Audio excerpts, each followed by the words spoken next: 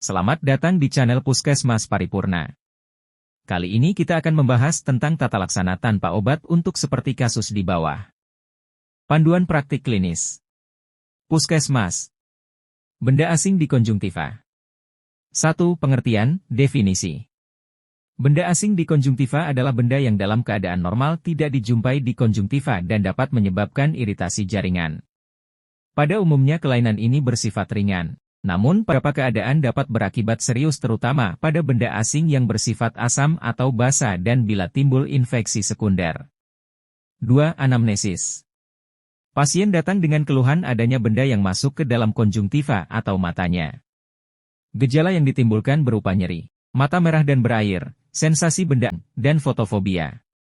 3. Pemeriksaan fisik. 1. Visus biasanya normal. 2. Ditemukan injeksi konjungtiva tarsal dan atau bulbi. 3. Ditemukan benda asing pada konjungtiva tarsal superior dan atau inferior dan atau konjungtiva bulbi. 4. Penunjang. Tidak ada. 5. Kriteria diagnosis.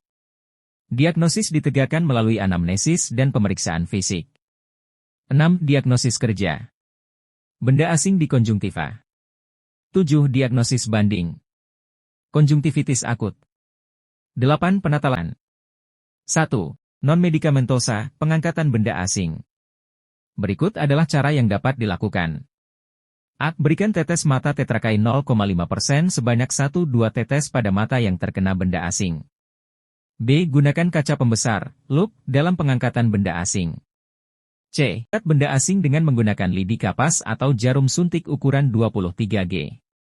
D. Arah pengambilan benda asing dilakukan dari tengah ke tepi. E. Oleskan lidi kapas yang dibubuhkan povidon iodin pada tempat bekas benda asing.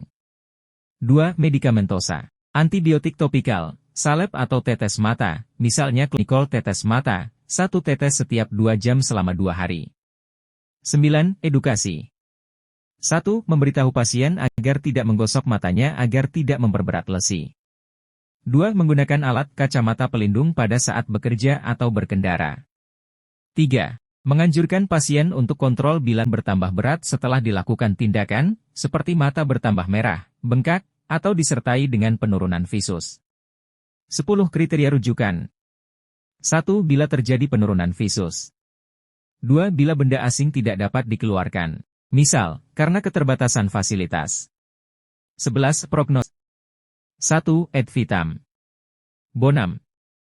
2. Et functionam bonum. 3. Et sanationem bonum.